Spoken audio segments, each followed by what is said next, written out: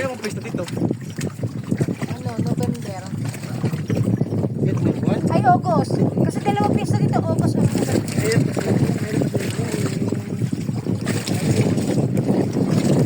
August. Nakikita yung view. August. Yan, fish pond.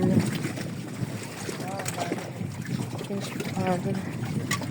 Fish pond. Yan, fish pond din yan. May aso.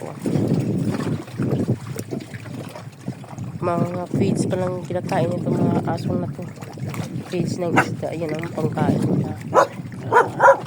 Galit ka sa akin? Kakatayin kita. Gusto mo kakatayin kita? Ito pala yung ano eh. Yung dito yung fish pond. Dito yung mga isda. Sa ilalim yung mga isda. Marami ding mga ibon eh. Kasi kumakain din sila ng isda. Maraming ano.